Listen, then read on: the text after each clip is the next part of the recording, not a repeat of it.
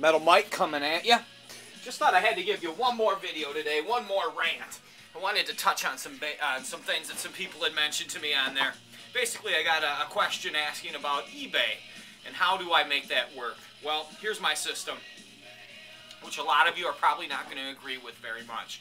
But my intention with eBay is to move the product. Number one, you have to understand, the market honestly is going to dictate what it's worth. It's going to be up and down depending on demand. Simply meaning, if you get two people that want the same thing at the same time, you don't know what your item can bring. The sky is the limit, if you're lucky to fall into that category. The other category, of course, it's just simply a sought-after collectible piece. Or you have the specialty item. You have a guy that collects a specific type of style item, etc. Be it about a hotel, a matchbook, a fishing lure, you name it. Those guys are going to go after for pieces that they don't have. So that will dictate, of course, your price. Starting your price high. Now you're going to hate this, but I start everything at 99 cents. Now, of course, there's pieces that I don't, and those are very rare and few and far between, being the ones that I pay for. A lot of my inventory I've built up over the years, all these tubs, I paid very little for. So I know that I don't have to charge a lot. I don't have to start. I'm not buried in this stuff. Sure, I have a lot of invested over the years of hard work and finding it and hauling it and all that fun stuff. But I also like to just simply see what it brings, because no matter what I want or what I paid or how hard I work to get something, it's going to bring what it's going to bring. And you can't take it with you, so sell it. Starting high, I have always noticed on eBay, will drive people away. Unless, of course, you're just starting so freaking fair. But really, your best bet is to sell cheap. Now, if you don't like 99 cents, it saves you on listing fees, etc. And it gets people in there and gets them bidding. Starting at 99 cents, suddenly it becomes a battle. They want this item not only because they need it or want it for their collection, but because it's just that addictive nature of humans. They're going to just bid, bid, bid if they get carried up in the moment. So you never know what it can bring. It might bring more. And sometimes that scares people away too. They go, oh, it's so cheap, maybe there's not a reason for me to buy it. I find that not to be true 99% of the time. So start super low. If you don't like that, start at $5 and $10. Another thing on eBay, if someone sends you an irritating question, let's say you put in the listing, broken, does not work, sold as is, relic condition. You try to cover your ass and say, you know, sold as is. I'll put in there, sold as is for parts or collectors or for use, or people who simply love old stuff. Now, if you get a stupid question from someone like, does this work? I'd like to get this for my son to use. Something like that with a vintage item. I simply block them. I'm not even going to, if you're that stupid, I don't even want to deal with you.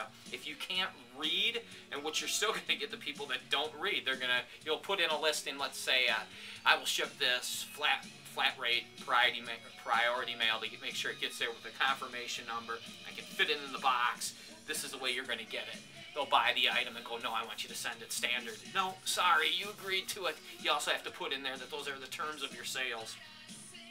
So, selling, sell cheap, move it out. If it doesn't sell on eBay, sometimes you can relist it with a buy it now. Say it's just a really cool piece and you kind of just don't know what to do with it. You'd rather just sell it on eBay. You put a little high price on it and sit on it, see if someone bites. But let it run its course. If no one buys it, then just sell it at a garage sale and flea market and take whatever the hell you can get for it. And remember, a lot of the time, people at the flea market are doing the same thing you're doing. They're simply looking for stuff to sell on eBay. So they'll see what you saw and they'll think, oh, this is a great piece. Now, you're not deceiving them, but don't try to get them on it. Sell it to them at a fair price. Let them, maybe they can put it on eBay and list it correctly or do something different in a category and nail it. But your basic things with categories, clocks, just keep it simple. And the keywords are in your title, you know, and a keyword simply meaning things that are going to pull them to it. Vintage, antique, relic, broken, as is. Slip those things in the title too so people can get a clear understanding of your listing. Keep it moving like that. Sell it, sell it, sell it. Doesn't matter how cool it is. A man can put any price he wants on anything.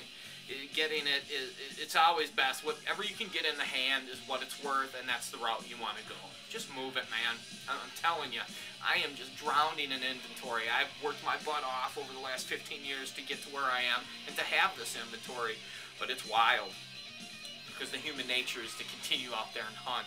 And really, at this point, I have to cut it down. I have to cut it down and just make those special finds and hunts. But if you want your business to grow, it's a dilemma. It's a fine line. But yeah, you got to keep busting it, and you got to keep moving it. You know, the dream would be, obviously, is if you had a crew of people that you could trust that would do all the listing, shipping, and all that, and you just went out and hunted. That's fantasy. That's not reality for most of us. Most of us have to do all of it, the shipping. But with today's technology, you know, compared to when I first started on eBay, I used to take everything to the post office in giant handfuls, just could barely get in the door. It was ridiculous. Now, I print it up at my house, put it right outside the door, you know, and it just works out perfect. It's as easy as it could be.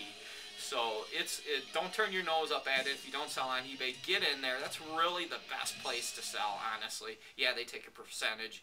Yeah, it's work and time, but so what? It's better than having, honestly, I think, than having a booth at one of those flea market stores.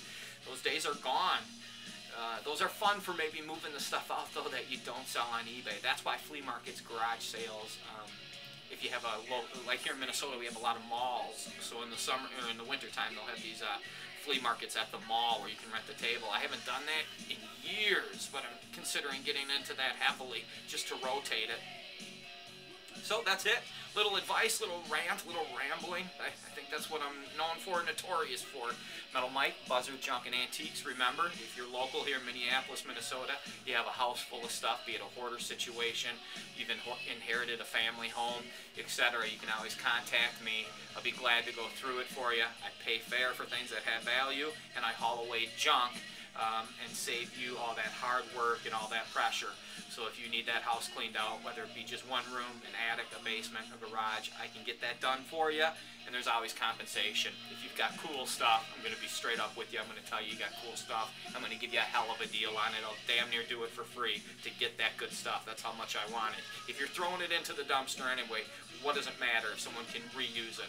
Let's all work together. I'll help you out. I get your house empty.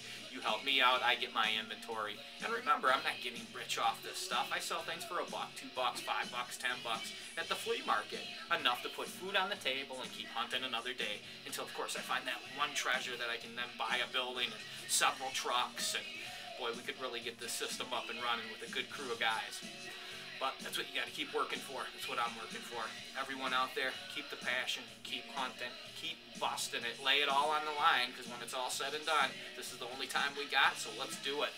Hey now!